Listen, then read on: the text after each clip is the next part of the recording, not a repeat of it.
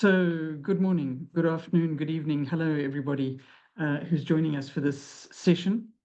This is our 14th Integrity Talk, and it's focused on public-private partnership reforms in water and sanitation, best practices for integrity and accountability. And this is a joint event by WIN and the Kenya Water and Sanitation Civil Society Network, more generally known as KIWASNet. So what we're seeing is that public-private partnerships are increasingly being promoted as a good way to mobilize private sector funding and help to bridge the enormous investment gap that we are seeing in water and sanitation. The figures are around $114 billion needed each year to provide universal access to safely managed water and sanitation, or a tripling of current spending in low and middle income countries. So there's a massive gap that we have to cover.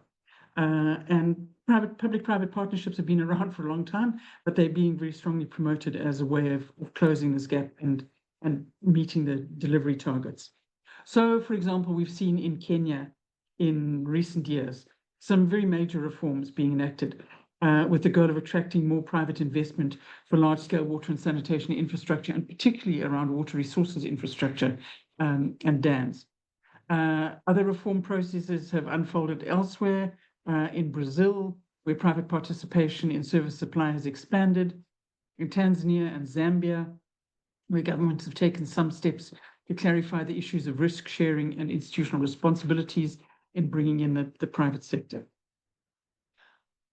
The intention of these reforms is fairly ambitious. There's a huge gap to cover, both in terms of delivery and in terms of funding. But PPPs remain very controversial. The interesting thing, of course, is that PPPs can take many forms, from management contracts and leases to full-scale concessions to long-term investment-heavy PPPs, build, operate, train, and transfer type models. But quite often we talk about PPPs as if they were one thing, and quite often they're talked about by people who are either very pro-PPPs or very anti-PPPs, and there's quite a lot of controversy around PPPs and some fairly entrenched positions around it. But as with many of these things, the reality is more nuanced and more complex, and that's what we're going to try and explore this afternoon. One thing that we're very clear about is if PPPs are being implemented, their success and their effectiveness depends on high levels of integrity, accountability, strong regulation, and effective public financial management. Without these, they can be deeply problematic. Some of the concerns that people have is how do they affect issues of affordability and equitable access, especially for marginalised and low-income communities. Who really carries the risk, the financial risk? Is it government or is it the private sector? How do you manage issues of regulatory oversight and institutional capacity? Many countries, particularly low and middle income countries, continue to face real constraints in establishing the robust regulatory frameworks that are needed to protect public interest while enabling private sector participation. And as I said, integrity lies at the heart of this. Risks of corruption can emerge at any stage of a PPP, from how they're selected and structured through to how contracts are implemented and monitored. And these risks have real long-term consequences on sector finances, on service quality, ultimately on the realization of the human rights to water and sanitation, and on water security. PPPs are often long-term, and so if there are risks, integrity risks built in from the start, it can be difficult to deal with those over a contract that may be 20 or 30 years. So this is what we're seeking to address this afternoon. We'll try to explore what recent PPP-related reforms mean in practice, what set of accountability and integrity mechanisms need to be strengthened, particularly in relation to collaboration with civil society and within the context of ongoing sector reforms. So we're hoping to have some really practical discussions this afternoon, informed by experiences, a different range of experiences. And on that note, I'm going to hand over. Let me just tell you the agenda. So we have a keynote address, then we're going to have a panel discussion, and then we're going to open it to a discussion session from the floor. So our keynote speaker is Dr. Sean Phillips. Sean has spent more than 20 years working in senior management across the three spheres of government in South Africa: national, provincial, local. He has a remarkable track record behind him. He was the head of the Department of Limpopo, Department of Public Works and Roads, the Chief Operations Officer in the National Department of Public Works, DG in the Department of Planning, Monitoring and Evaluation in the Presidency, CEO of the Municipal Infrastructure Support Agency, Managing Director of Joburg Road Agency. He's worked in the government and in the Technical Advisory Centre in National Treasury, supporting various efforts to improve government performance. He worked with the Infrastructure Fund at the DBSA and the Operation Vulindlela unit in Treasury. And for the past 3 years, he's been the Director General of Water and Sanitation. So he brings a range of experience to his presentation this afternoon. So he's going to talk to us a bit about developments in South Africa in the water and sanitation sector, bringing to bear his experience with PPPs and some of the challenges, perhaps, of operating in a context of systemic corruption. Sean, over to you. Thank you very much, Barbara. Hi, everybody. Going to bring up my presentation. Right. Firstly, I should say up front that we are in the midst of major reforms of the water services sector in South Africa, but the main driver of those reforms is not to enable PPPs. That's not our main motivating reason. Our main motivating reason is to improve the performance of the sector. But the reforms are going to create a much more enabling environment for PPPs to happen. We, as the national, maybe I should start by saying our constitution in South Africa clearly allocates responsibility for water services, which is the distribution of water at a local level, and for wastewater treatment and management to the lower sphere of government, which is the municipal sphere. And it's quite a federal system, quite a federal constitution. The local government sphere is a separate sphere of government with its own elected representatives. We have a role in terms of the constitution and in terms of other legislation as the national department to monitor and provide standards for municipal water and sanitation service delivery. As part of that monitoring function, we carry out very detailed assessments of the performance of municipal drinking and wastewater treatment systems. And those assessments have shown a marked deterioration in those services at municipal level over the last 10 years.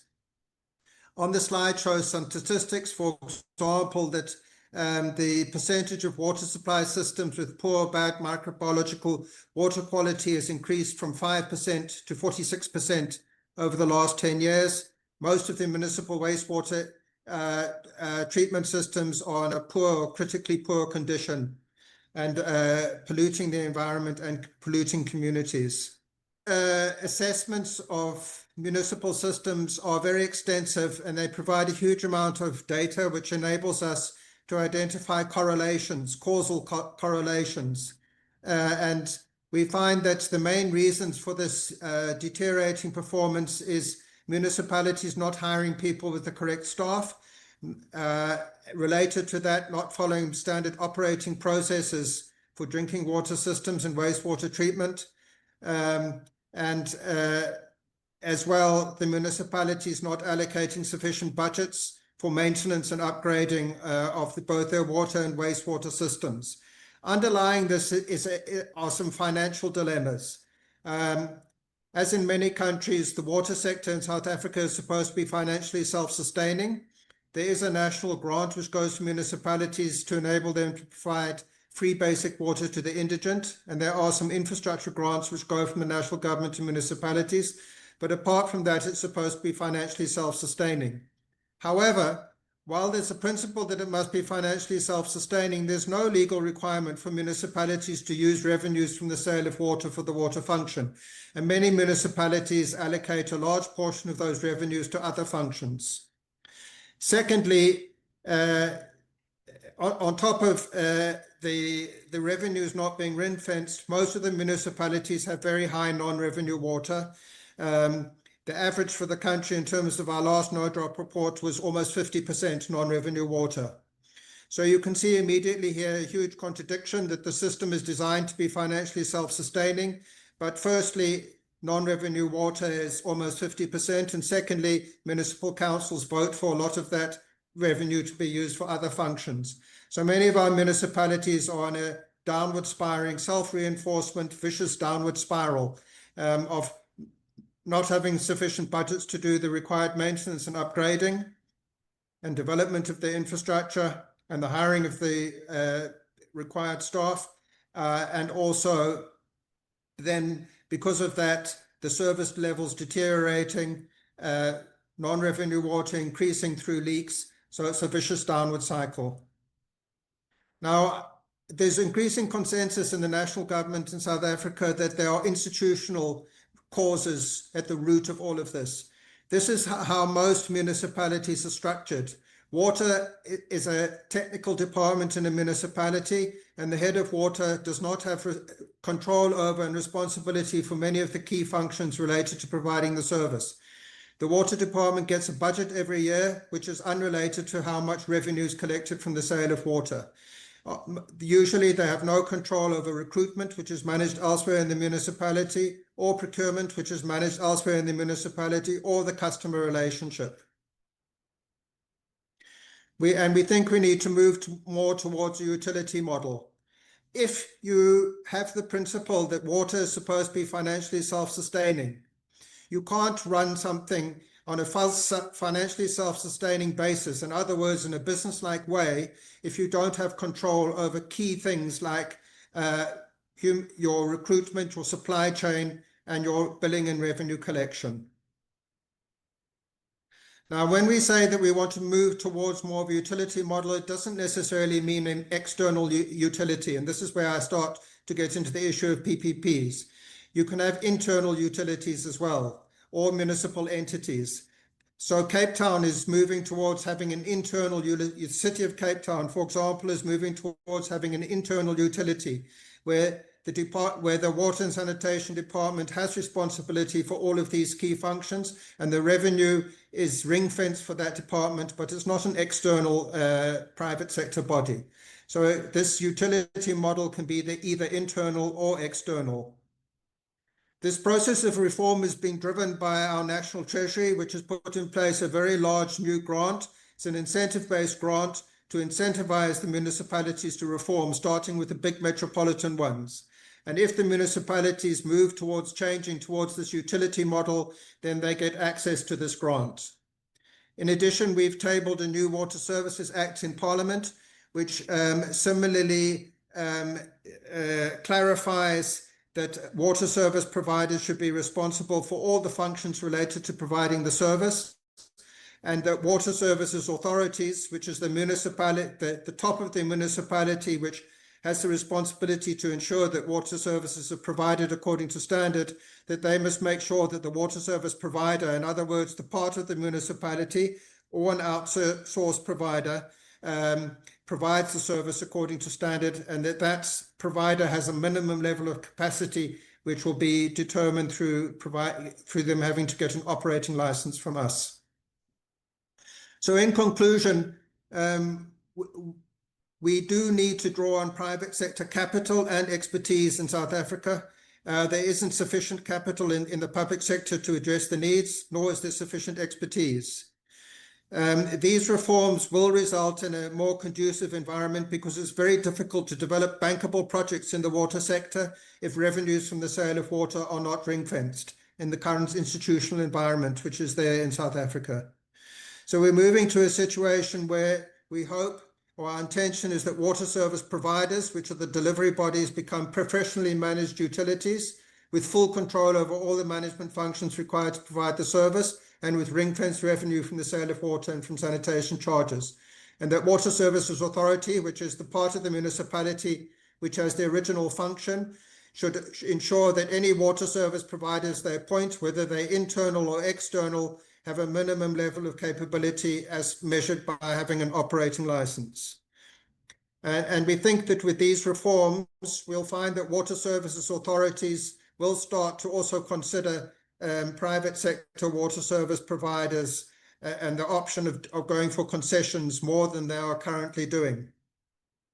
That will result in a situation where there's more widespread private sector participation in the provision of water services.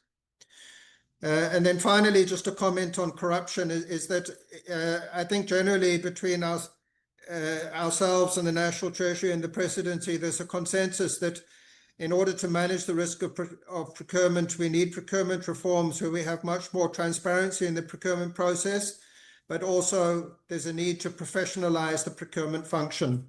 Thank you very much. Thanks very much, Sean, for that. I think some very interesting developments that we're seeing there.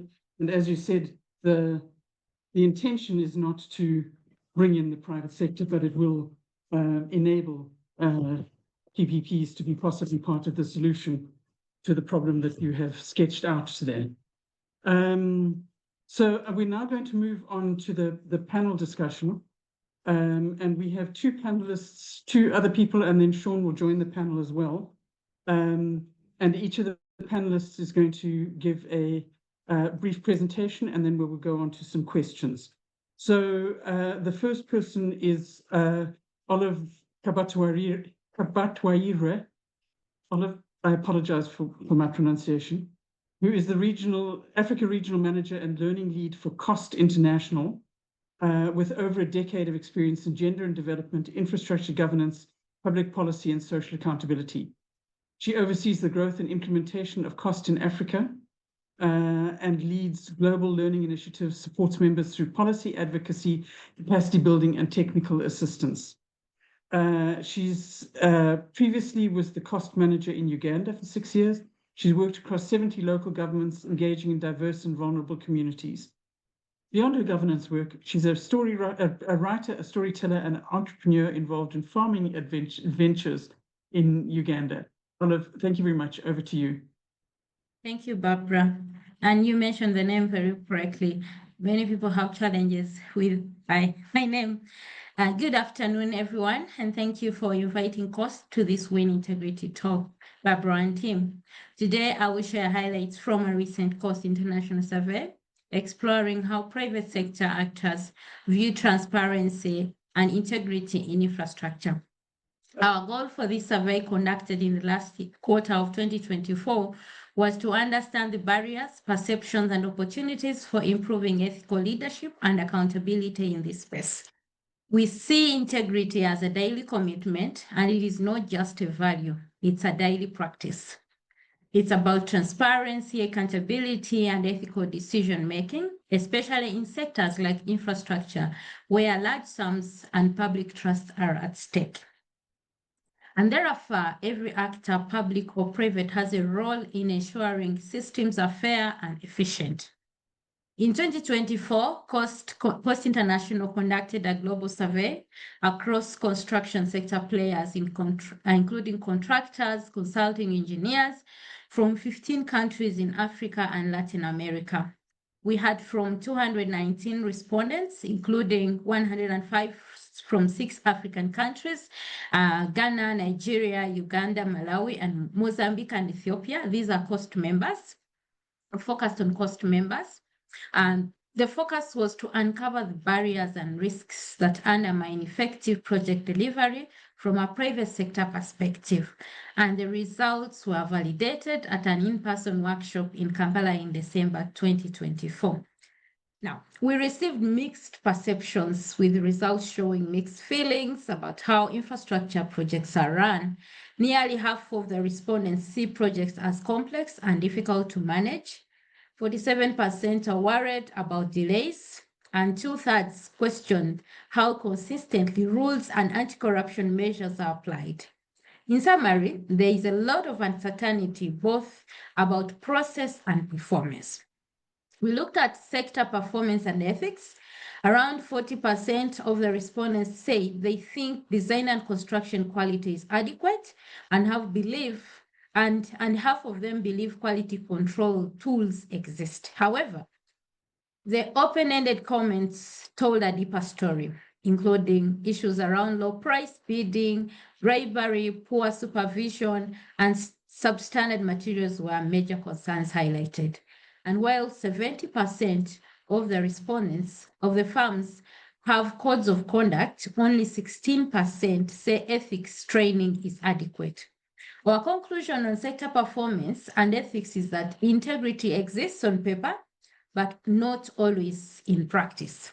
Sadly, across the sector, confidence levels drop highly when it comes to capacity. Only 42% trust that consultants have the skills to deliver. 29% trust in public officials that they have the capacity to deliver. 27% they trust that the contractors have trust in the capacity of subcontractors. The key takeaway from this is that training, both technical and ethical, is critically lacking.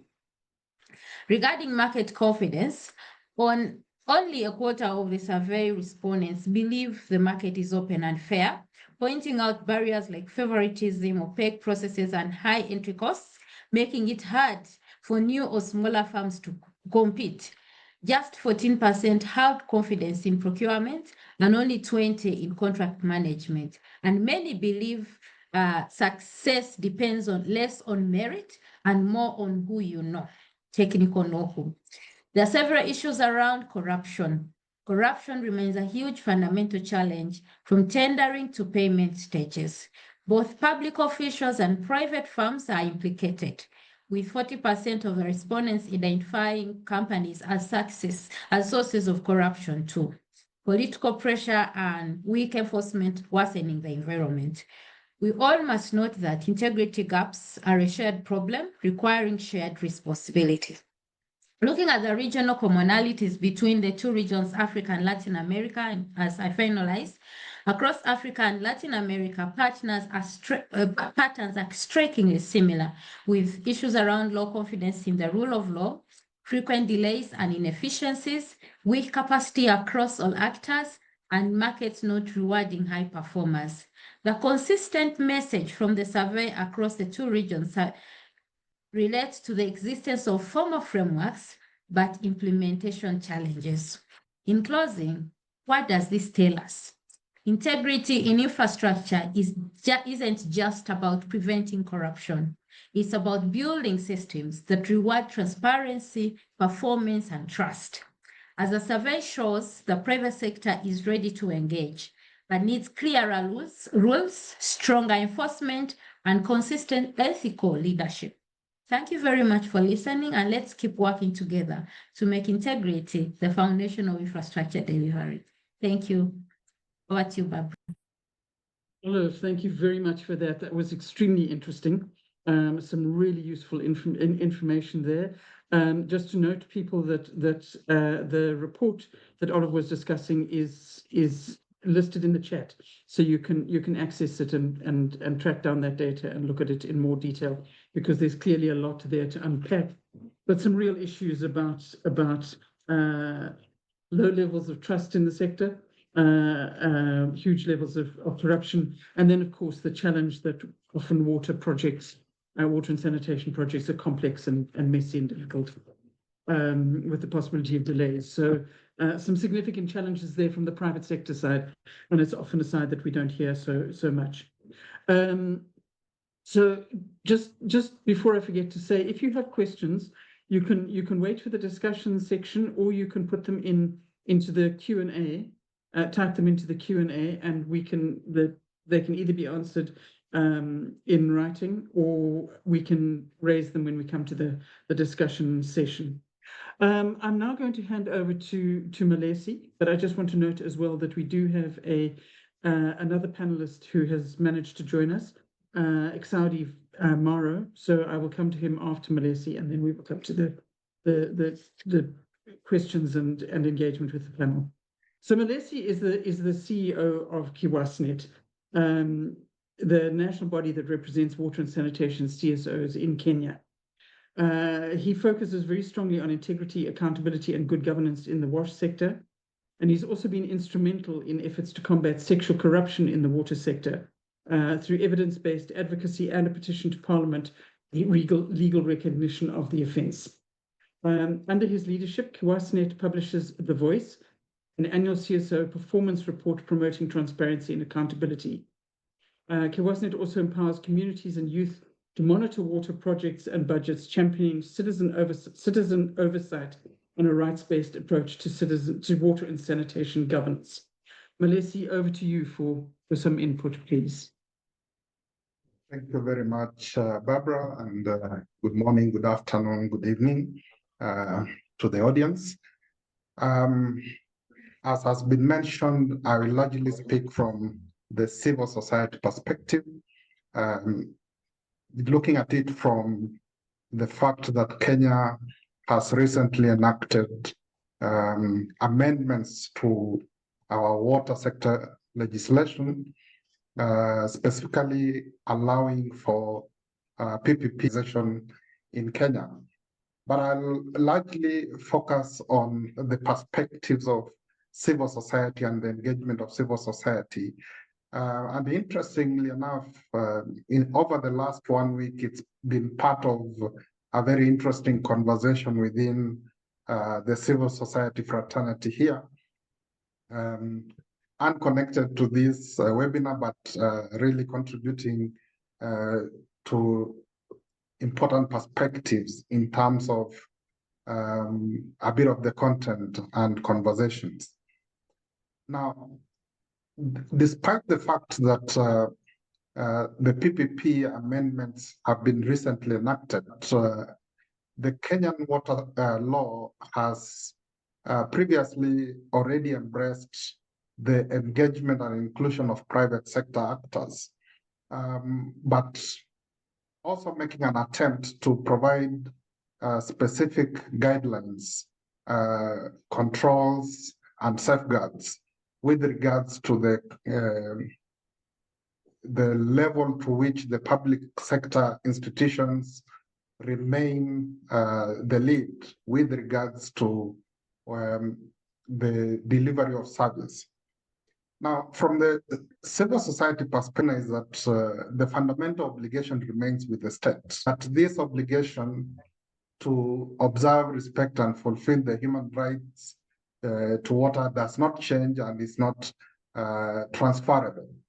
That responsibility remains with the state. And at the center of this is the need to uphold good governance and regulation as a core strength of whichever form of service delivery that would be. And when I talk about the form, I'm talking, is it a form through the public sector service delivery, or is it through private sector service delivery? And in this good governance, we are saying that the state must be able to explicitly define rules and regulations, the standards within which service delivery, quality, and pricing of water is defined. But also key to that would be that in providing specific protections that enforce social goals and demonstrate that political will and the commitment to enforce socially accepted goals, like if you talk about the universal access, affordability, and other elements associated to the social good for water. As civil society, we also feel to a large extent, and opinion is divided to this extent, on whether our approach in advocacy should be with regards to the social good explicitly, or also look at it from the economic good of water.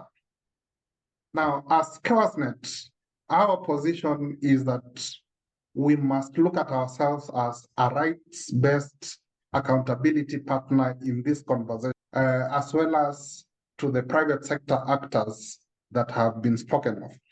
And I will just allude to some of the examples that were given by Sean, our keynote speaker, on issues to do with ring fencing of the water incomes, issues of pricing and affordability, but also general issues around accountability, because these are then the issues that define the contestations that come onto the table when we're talking about private sector. So as civil society organizations. Lucy, 1 minute. Yes, we'll just focus on, in terms of being the right-based accountability partners, we need to define as civil society, what are these non-negotiables that we bring on the table? And this would include issues to do with accountability, for example, and that the private sector actors must be able to comply to the standards of the human rights standards that have already been defined. But we should also be able to co-develop performance matrices, which by which we are able to measure the duty bearer, the state. And finally, also to ensure that we use the existing frameworks, legal frameworks as it is, to push for integrity issues like transparent contracting, financial reporting, and disclosure of service level agreements, most of which are normally hidden from the public view. And we keep on insisting in saying the devil is in the detail. If as civil society we are not able to do this, then the public will then face the brunt of the problems. Thank you. Thanks very much, Malesi. An interesting view from civil society and with the Kenyan experience behind it, and a strong view there on the whole issue of regulation. And I guess that's something we will come back to in the panel discussion and probably in the broader discussion. How this whole role of regulation in making sure that private sector involvement in water and sanitation actually delivers the required outcomes. So thanks very much, Malesi. Our third panelist is Engineer Exaudi Maro, who is the Director of Water and Sanitation at the Energy and Water Utilities Regulatory Authority of Tanzania. EWURA, as it's called, is responsible for the supervision of regulation activities for 130 water utilities operating at the urban, regional, district and township centers in the Tanzania mainland. And Exaudi has been with EWURA for close on 20 years, so he has a great deal of experience as a regulator to bring to the table. So if I can hand over to Exaudi to talk to us a little bit about the experience of a regulator in relation to the issue of good afternoon, good morning, some places. Sorry for... Hello? You can hear me? Yeah, we can hear Okay. you. Thank you. Sorry, I joined late because I was traveling and I had some traveling issues before I could arrive to the office. I was traveling from Dar es Salaam and I've arrived safely. The issue of PPP in the water sector is very crucial, but unfortunately is not very attractive. I'm talking on this based on the experience that we as EWURA has since 2017. 2017, actually 2016, we started by conducting a study to see the gap that is there. Why is it that though the policy invites private sector in the water, but also in the sanitation space, but there's no that much interest or attraction to the private sector. So we carried out a study back in 2016, and then later we came up with a guideline in 2017 that is guiding the investors, but more broadly, both the public entities, but also the private the private parties, how can they engage in the water sector by showing from the existing law, that is the PPP law in the country, PPP regulation. And then we managed to come up with a guideline that hinge itself into the legal framework and see the relevancy and the possibility of the private sector to be engaged in the water sector in Tanzania. And we managed to come up with that guideline. The guideline has not been very well used, in my opinion, by the water utilities, but also by the private sector so far. But should say recently, 2 years, yes, 2 years, I sense a very productive use of the guideline, and this is by Tanga Water Supply and Sanitation Authority, who managed to come up with a green bond that has very well attracted investment, actually substantial capital investment from the private sector through the green bond. And they did make use of the guideline, of course, and the other tools that as a regulator we have prepared. And so this is a substantial, what can I say, product of the guideline in the water sector in Tanzania. Otherwise, the rest have been very small engagement that are not worthy. I mean, talking in the sense of attracting capital investment in the water sector, except this one of Tanga. Now, Barbara, it looks like you want me to say, why is it like that? There are several reasons why it is like that. One, it is the lack of expertise in the water sector. Expertise in the sense the engineers, the economists, the lawyers, and others who are working in the water sector, who knows how to handle, to design how to deal with PPP. That is one. And because of this first reason, the second reason comes in the misconception. We have not done very well when it comes to privatization in the country. And hence, when you talk of PPP, people misconstrue and think this is another way of privatization, where it came with people being redundant, out of work, and the like. So it has not been very palatable to the public utilities. That is one side. The other side is of the private sector engagement.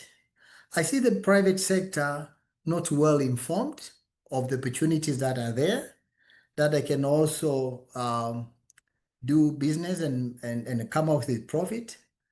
But also, it's a question of priority, the way I see it, that if I'm an investor, I'm directing my finance to Tanzania, and then I'll try to see where is it going to give a good return.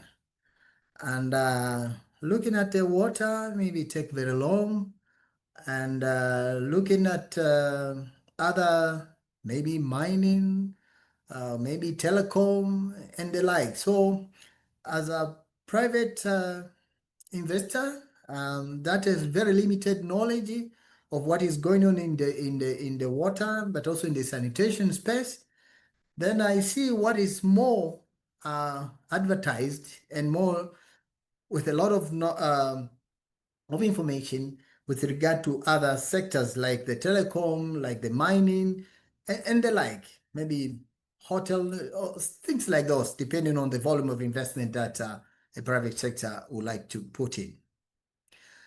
So this is, I should say, like a journey that I can share for now with regard to the issues of regulation, PPP in the water sector, with a particular example from Tanzania. Thank you, Barbara. Great, thanks very much, Xadi. Yeah, the view from the regulator and also raising the issues that the water sector isn't all that tempting to the private sector in many ways. We've been actually struggling to get the private sector involved. But the question of expertise in dealing with PPPs as the regulator and in terms of setting them up, I think is a critical issue that we're seeing across a large number of countries. And yes, I think you're absolutely right that there is a confusion between PPPs and privatization. And a lot of the objection to privatization gets carried over onto PPPs. So thank you very much for that. I have a kind of, I guess I'm going to ask one question to each of the panelists, and then I'm going to hand it, see what questions we have from the floor, so that we can make it a bit more engaged. Let me begin with Sean, because Sean, I was interested that you didn't mention in your list of causes of poor performance at municipal level, you didn't list the issue of corruption, and I would have thought that it would have been one of the topics that is contributing in South Africa fairly significantly to poor performance in the water and sanitation sector.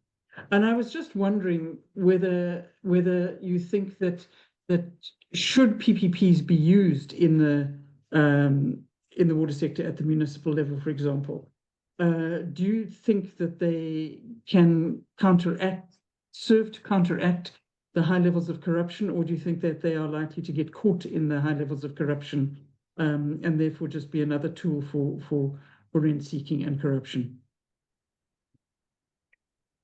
Thank you, Barbara. Corruption is rife at municipal level in South Africa. It affects all sectors, not just the water sector. I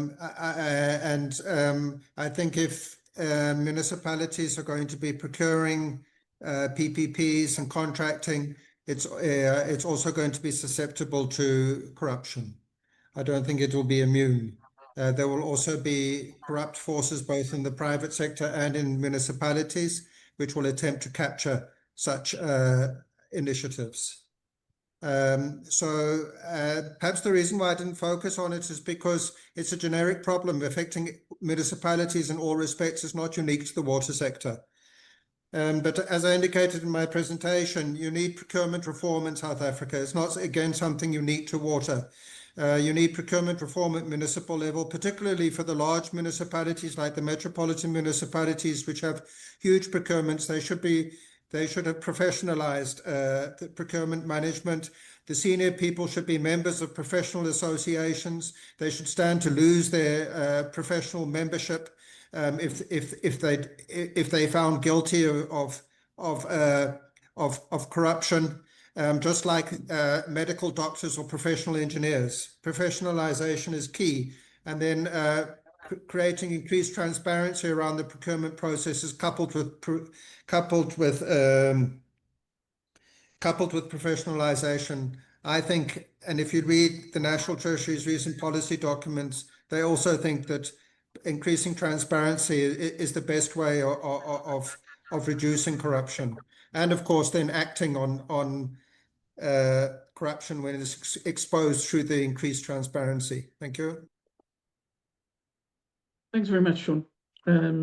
Yeah, I think that's one of the interesting things is we tend to be kind of a bit tunnel vision in the water sector sometimes. So we think about these issues and we think about the water regulator and the water departments, etc. But you raise a very interesting point that it is, in fact, a whole lot of this is transversal. So what is the role of other bodies, of National Treasury, of the broader municipality, etc., in actually bringing some of these things under control? It's not something that falls just within the water sector. So if we want to see change in the water sector, who else do we have to engage with to actually see that change actually happening? Olive, if I can come to you, and your very interesting presentation on the private sector and the challenges that the private sector are facing. You looked at things across Africa and Latin America, which is really interesting. So drawing on the experience from those two, what is your sense of what would need to change? What are the key things that we would need to change to enable greater involvement of the private sector in PPPs, a greater desire to get involved? What is your sense of what those critical issues are that we need to change? Okay, thank you, Barbara. First, we need to rebuild trust. And by rebuilding trust, we hope we will work on improving perceptions and attitudes of the private sector and the public sector. And we'll also bring a dialogue, build a dialogue, a constructive dialogue for patient. And the other one, we are a driver of data publication at cost. We deal with data, and we do know, and we've had experiences and examples of how data has helped transform sectors, transform project delivery, project implementation. So it's very important to have good quality data. As part of this survey, we also reviewed data published by the governments that we surveyed in Africa, the 6 countries. And the results was, and we were looking at procurement data. What does the data say in regards to private sector participation? What are the key challenges? And we found a lot of striking issues. So it's very important to have good quality data, because when we have good quality data, it will help us make informed decisions with the evidence-based decisions. And lastly, building capacity. The private sector needs to be empowered. In the survey, we had a lot of issues around the capacity of the businesses to prepare good bids, viable bids and viable projects. So it's very important that we have the capacity of the private sector players built, but also the public sector. Do they have the capacity to deliver and prepare these projects as well? Do they have capacity to monitor these projects? Because from our independent review, there are a lot of supervision challenges. So when the projects are approved and being implemented, who is supervising? And do we get to know the reports from the supervisions? And are the recommendations from these reports implemented? We've had experiences where audit reports on projects are never published, but also never implemented. The recommendations are not implemented. So the 3 I would really encourage that the conversation should be around rebuilding trust, having good quality data, and strengthening the capacity of both players. Thank you. Great, thank you. Very, very succinct and clear and very useful.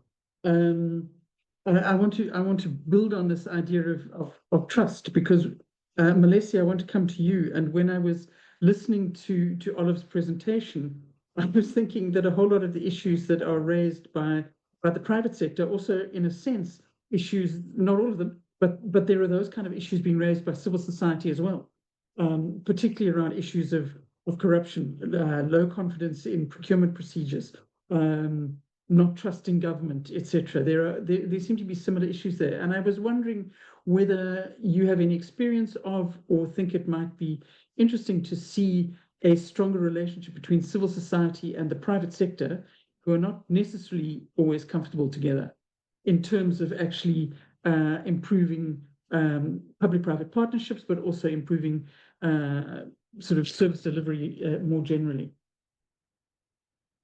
It's a huge opportunity for that kind of a partnership, largely because I think private sector are interested in a functional enabling environment. And this is exactly what civil society are looking for, are clamoring for. However, the impression that these 2 potential partners are at cross purpose has been largely informed by the nature of narratives that has, particularly civil society has traditionally carried, which has been largely looking at what has been said here before, looking at private sector from the perspective of taking over, of privatization, and of only being profit driven. Indeed, private sector have to do business, and that has to be the nature of how we understand private sector participation in the sector. And civil society can enable this partnership with the private sector by shifting a little bit their narrative, their advocacy, looking at water investments as a catalyst for economic development, framing the return on investment in terms of a narrative that speaks a little bit more to the traditional civil society advocacy. For example, the return on investment contributes to reduced disease burden. It reduces to higher worker productivity and therefore reducing incidences of corruption. It promotes public health and therefore creates value for money and so on. So if civil society are able to shift this narrative to that extent, I think there is a greater space for private sector to be comfortable in that kind of a union and more comfortable to things that they would then want to look at. For example, accountability, which contributes to their return on investment, transparency, which promotes their space for business and for working in the sector. And I think if there is that possibility of partnership, as long as that space between them is reduced a little bit. Thank you. Great. Thank you very much for that, Walesi. Yeah, very useful. Possibilities for partnership, but some differences there. But yes, definitely opportunities that could be picked up on. Engineer Exaudi, my last question before we go to the floor. As the regulator, what are the one or two key things that you would like to change in order to be able to regulate PPPs more effectively, from your experience, or not just in Tanzania, but for other countries as well that you may have engaged with? What are those key issues that you have to have in place to be able to regulate, particularly big, complex public-private partnerships? We need to have credible, trusted data, because for a regulation that is twofold, that is a technical regulation, but economic regulation, you need to have credible, trusted data. That is very key. But you need also to have expertise that are going to carry out the procurement appropriate, because the PPP, engagement of a PPP is a procurement issue. And once you have people with expertise to carry out the procurement, then you are very safe, because sometimes the issue of integrity comes in because of lack of knowledge, and therefore it becomes easy for people to get compromised. That is very important in my perspective. But also you need to have you're talking of private and public, and the public need to understand the business and be able to take the risk. There's nothing like not having a risk. It's a win-win situation. So the private sector it's ready to take in a portion of the risk because of the technical, because of the experience they have from other places, and the public need also to accept a certain level of risk. There's nothing like risk-free. These are the aspects that are very key for a PPP to be successful. Thank you, Barbara. Great. Thank you. Thank you very much for that. We have a couple of questions that have been put in the Q&A box, and I see that some of them have been answered, but I think that some of them are worth discussing as well. And I'm going to put there's one question from Martha Kiga that I'm going to put to any one of the panelists who wants to respond to it, because it'd be useful to hear different experiences on this. The question is, how do we ensure that small private sector operators have bankable business models and are investment ready? Most of the operators are small and not ready for long-term contracts. Are there capacity development programs? She referred specifically to Kenya and East Africa, but I'm going to broaden that. Do any of the panelists know of or have seen capacity development programs for small and medium-sized enterprises so that they can actually become active partners in the water and sanitation space? Does anybody want to pick that up? Olive. Yes, I will speak to the experience we've just been, it may not be specifically on water and sanitation, but it's general in procurement. And I think it's a discussion across the East Africa community through the East African Procurement Forum, where the forum members or the East African states, community states, have agreed on issues around local content and developing policies cross-cutting on local content. And among these, we have countries like Uganda that have already now published and issued guidelines on participation of special interest groups. So we have the women, we have the young people, we have the people with disabilities being empowered to access bids, and but also to be trained to compete for different opportunities in procurement. So that's a quick example I can share. And I know for the fact that all the East African states have agreed to implement these provisions because they are East African Procurement Forum commitments. Thank you. Great, thank you. Kenya, South Africa, Tanzania, any similar experience? I know Olive said that was East Africa wide, but is there anything that's actually that you've seen that is happening that has been effective in building SME capacity? Not really. Okay. Maybe it's an area that needs some focus and some. Malesi. Yes, indeed, there are a number of programs that have been targeting the business development capacity of small-scale service providers. And to this extent, I think these are not very big programs and have been very targeted at a time, focusing to about less than 20 enterprises at a time. But we have seen quite a bit of improvements for those who have engaged in these programs, transitioning into developing very strong and bankable products.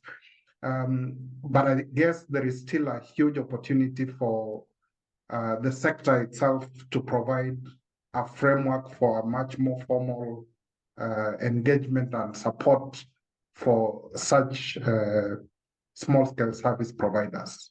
Yeah. Great. Thanks very much. All right, let's move on to another question. There's a question for Xaudi. I was glad to hear you include private capital mobilization in this case through the green bond. Private debt is often left out of the PPP discussion, and it brings enhanced transparency and integrity through required disclosures. I understand the bond was listed on a foreign exchange. Is there any talk of a domestic or regional capital market issuance? Yes, there was a domestic involvement in this design, and actually it was, what can I say? oversubscribed. And it also attained a very high political profile, to the extent that excellent president also got shares from that listed stock. So it got a lot of positive response.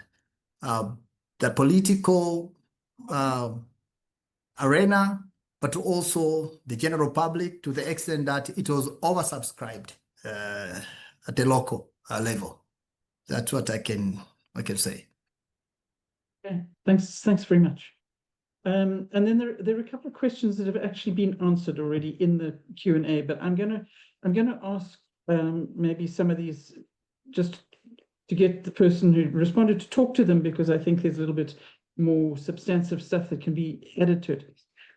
One of the questions was, how do we balance PPP projects and affordability of water and sanitation services? And I think that's a critical concern that people have. The moment the private sector comes in, people are worried about the tariffs going up and water becoming unaffordable, and particularly how do you protect the interests of the poor. So I think, Sean, I see that you answered it, but I think it would be useful if you can just talk to your answer a little bit so that everybody can actually hear what you're suggesting in that, and maybe practically what has been done in South Africa in that regard. Thank you. Fortunately, in South Africa, we have a legal framework which already largely addresses this issue. The legal framework is that our Water Services Act differentiates between water services authorities and water service providers, where the Water Services Authority is the municipality, and the water service provider can be either an internal department in the municipality or a private sector partner. And it's very clear that the Water Services Authority has local regulatory functions, which include pricing. So we, in terms of that regulatory framework, a private partner wouldn't be given the responsibility to set the prices. The prices would still be set by the government. When the government goes to the market with a bankable project, it needs to give an indication regarding the prices it's going to be set, so that it can be shown to be a bankable project to attract the private sector. But what government needs to be careful to do with regard to this issue of affordability is you can calculate what it costs to produce and provide water efficiently. And that should be the basis for how the local authority sets the water price. If they say that they want to make water cheaper than that, then it has to be explicitly subsidized by government. What we've been seeing in South Africa is that some municipalities have been deliberately setting water prices below the cost of producing and providing water, and that has resulted in a situation where the water function is underfunded and it deteriorates. Thank you. Great, thanks very much, Sean. Does anybody else want to comment on that question? Otherwise, Malesi? Perspective quite similar to the South African experience, that there are very explicit regulatory controls with regards to the role of the regulator in respect to setting of tariffs, but also the requirement that public participation is entrenched in the process of setting new tariffs and defining that level of affordability. In Kenya, the PPP amendment part of the law also brought in a new aspect of bulk water, where majority of the large private sector actors would then basically have a sell. They wouldn't have a direct engagement with the public. Effect could affect affordability, and the protections, the safeguards that were put in the amendment was that the regulator also has to be the one giving approvals with regards to this pricing of bulk water. And in that case, it is then expected that of the knock-on effect in terms of how that bulk water affects the eventual tariffs smaller service providers then use. Thank you. Thanks very much, Malesi. Building on that and building on some of the discussion, we've heard a lot about the need for regulatory capacity, or for the regulator to be effective. But we know that in many countries the regulator is actually struggling.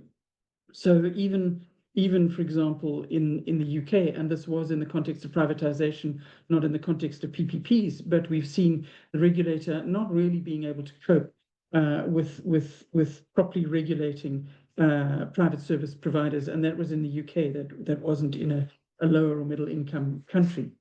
So how does one go about ensuring, and what is the kind of capacity that is needed to actually regulate PPPs effectively, and how does one go about building that? And I think, Saudi, maybe you can comment on this, but I think also perhaps Sean, because Sean, from your experience, I'm interested in how do you build a relationship across the various different sectors of government that have regulatory functions, whether it's Treasury or the water regulator or whoever. How do you build a strong relationship that actually enables more effective regulation of PPPs?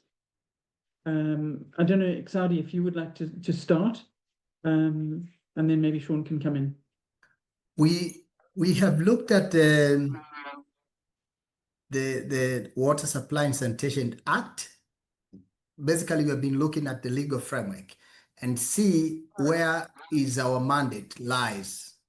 And then we have come up with a guideline, and now we have improved it to be enforceable by law.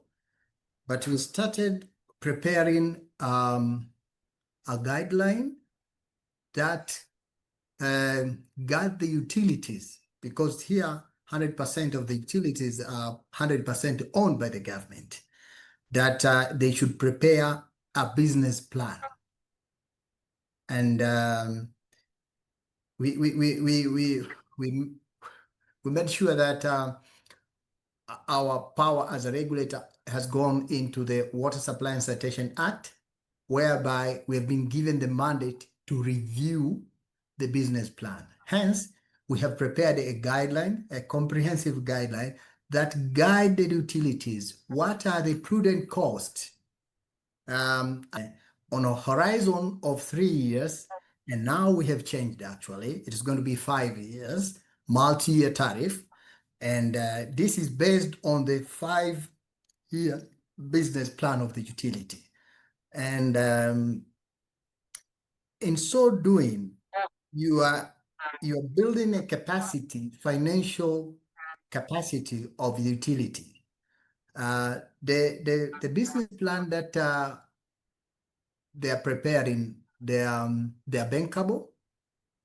They leave that, they go that level of banks like KfW and other international financing agencies to recognize and use it for attracting capital investment. So we have taken that step and prepare the guideline, and a utility will not be able to get a tariff until they have prepared a comprehensive business plan. Now the requirement is for 5 years, and this is reviewed by the regulator, and it is approved by their respective board. And in so doing, you are creating, because the business plan goes with targets. goes with O&M. And if you're not going to be able to get money from the tariff, where are you going to get money from? That's an issue of bankability comes in. So that particular business plan has been a very strong tool, not only for us a regulator, but also for the utility themselves, so that we peg the targets. Year 1, these are the target. Year 2, these are the target. Year 3, and the likewise. And the schedule of activities goes with financing. And this financing is going to come from the tariff. This financing is going to come from a long-term whatever and the like. So even Tanga made use of the business plan to also help build the credit worthiness of the utility, that it can attract financing from the international financing agencies. So this has been the approach that we've been using, and it has been very effective because it has been anchored from the mandate of the law, and we have captured, we have made it to be mandatory. No utility will get a tariff review unless they have got this business plan. Thanks very much, Sadi. Very useful to hear. Sean, when you're going to come in now, I hope, but maybe you should start by just explaining a little bit about the regulatory model in South Africa, because unlike many other countries, South Africa does not have an independent regulator. So maybe you could just include that. Yes, thank you. I think we should differentiate between various things. Firstly, there's the issue of regulation of PPPs. I don't know about other countries, but in South Africa, regulation of water PPPs is not separated from regulation of all other kinds of PPPs. There's a single regulatory framework for PPPs, which is set by the National Treasury. There isn't a separate one for the water sector. Then there's the issue of regulation of the water sector. And there you can divide between economic regulation and non-economic regulation. So the key thing with economic regulation is the setting of prices across the water value chain. Non-economic water regulation would include things like regulating pollution of water resources. The situation in South Africa now, as you say, we don't have an independent regulator, but there has been a political decision to create an independent economic regulator to regulate water prices across the value chain. But with regard to your key question as to how do we make sure that that independent economic regulator is effective, we haven't found the answer yet. We are currently working with the Presidency and National Treasury to try and learn the lessons from other regulators in other sectors, from the electricity sector and from the telecommunications sector in South Africa. There's an agreement that those experiences have not been good in many ways, and we need to try and design our water independent economic regulator to not repeat the mistakes made by the regulators in the other sector. So they're busy doing studies in that regard. I haven't seen the results yet. I'll be very interested to see what ideas they come up with so that we have a better water economic regulator than we've had in other sectors. And then finally, a regulator can't replace the role of a water services authority as a manager. In terms of our legislation, the municipality as a water services authority is both a local regulator, but also has to manage the water service provider. And if the Water Services Authority, for example, is going to appoint a concessionaire on a PPP basis, that Water Services Authority must manage that contract. It can't be done by a national regulator. And so that role of contract management I wouldn't see as a regulatory role, but it's very important as well for the success of PPPs at local level. Absolutely. Thank you. Thank you very much. And yes, there are different ways of defining regulation. Contract management is quite often considered a critical part of a certain form of regulation. But thanks, Sean, for setting out that picture. Very useful.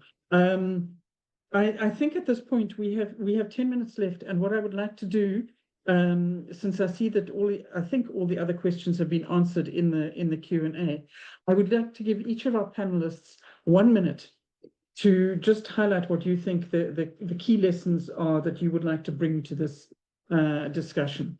And I'm going to start with Engineer Exaudi. Just 1 minute. What is the key thing that you would like to get across to participants in this session? It is very important to build the capacity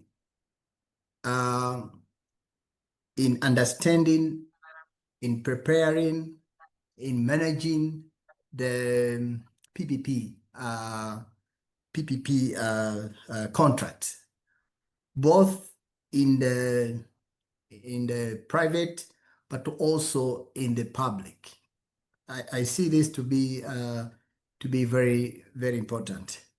But the other thing is, one need to look at the existing legal framework and see how can you tailor-made what is very pertinent for the water sector when it comes to PPP. Because also in Tanzania, we had the PPP kind of regulation centralized, but after we carried out the study in 2016, and then a guideline in 2017, we were able to convince, but also to make it legal that the PPP, because it came with a reform 2019, that the PPP can now be regulated in the water sector separately, because the energy sector is well advanced when it comes to PPP, and a lot of investors are going there, and expertise in that area is good. So because we don't have that good experience in the water sector, I think our legal framework need to kind of prepare a tailor-made way of dealing with PPP regulation for water sector and sanitation, vis-a-vis the rest of, because in most of the countries, they tend to centralize the regulation of PPP, but it's very important to separate and create a way of regulating PPP, particularly in the water and sanitation sector. Thank you. Thanks very much. Thanks very much indeed. Olive, 1 minute. Yes. Thank you, Barbara. Integrating the water sector isn't just about preventing corruption. It's about building trust, enabling innovation, and ensuring every drop of investment delivers value for people on the planet. And 3 critical aspects: transparency in the water sector remains very essential. Strong PPPs thrive on openness and accountability, and integrity is everyone's responsibility. We are currently developing a toolkit at cost that we hope will help the private sector players to detect corruption risks around the world and provide a forum for discussing these using the cost multi-stakeholder approach. For your information, COST is an international global initiative that works with private sector, government, and civil society, led by government as members of COST. And through this, we have an opportunity to discuss key critical sector issues where the private sector is present together with government and civil society. Thank you very much, Barbara and team, for inviting us, and we do look forward for similar opportunities in the nearest future. Thank you. Thanks very much, Olive. Malesi. Yeah, thank you. I think my last comments will be civil society facing and looking at it from how to build a bridge between human rights and the market mechanism, which is now a reality that we are working within. I think it would be a call to action to civil society that we are in a context that we must become experts in finance in regulation and in contract law, because these are the spaces within which as civil society we must now bring in the human rights proof for how finance is delivered, how regulation ensures compliance, and how the different actors, both the state actors and private actors, fulfill the human rights through their contracts. Thank you. Great, great. Thank you very much. Sean, first speaker, last speaker. Your last words. Thank you very much. Some people have the view that investment in PPPs in the water sector is not attractive to the private sector. I don't agree. All over the world, risk-averse investors such as pension funds are very keen to invest in water PPPs. They see water as a somewhat boring but very safe investment because people will always need water. The challenge is for us to bring bankable projects to the market. Then the money will come. Thank you. Thank you very much, Sean. I've never thought about water as being boring in any way. But yes, I absolutely understand what you mean. So let me take this opportunity then to thank everybody who has participated in this session. Our 4 speakers, my team here at WIN and the team at Kiwasnet who have put effort into putting this session together, and all of you from around the world who have joined us for this session this afternoon. It's been a very interesting and rich discussion. There is obviously still a lot of discussion that is going to carry on and a lot of issues that have to be addressed. But for me, there were a couple of things that I think came out of it that were very interesting. A lot of issues around capacity development, both in government and in the private sector and in civil society. So in government, the need for improved professionalization, or for a drive for professionalization and capacity development around procurement, around structuring and managing PPPs. Interesting comment from Malesi around how the civil society needs to up its game to be able to engage with issues of contract management, of financial structuring, of contract management, how these things play out in PPPs, so that civil society can then play their role in terms of defending social rights and the human right to water. The empowerment of the private sector, that there are a whole bunch of particularly smaller players out there that would like to engage, but don't really have the skills and the capacity to engage properly. So a real number of real focus on issues of capacity building that we're hearing out there. And within that then, a need to build capacity, to build regulatory capacity, to rebuild the trust between the private sector and government, and between civil society and government, and the other way around, because government doesn't always trust the private sector or trust civil society. So a 3-way triangle of improving trust, and central to that, absolutely central to that, is improving integrity, whether that is dealing with direct corruption or it's dealing with issues of lack of transparency, lack of participation. And I think that a number of speakers highlighted the issue of data, the need for good quality data in order to be able to regulate, but also for social accountability. So it's not just good data, but transparent data, so that the various players can really be held accountable in terms of the implementation of a PPP approach.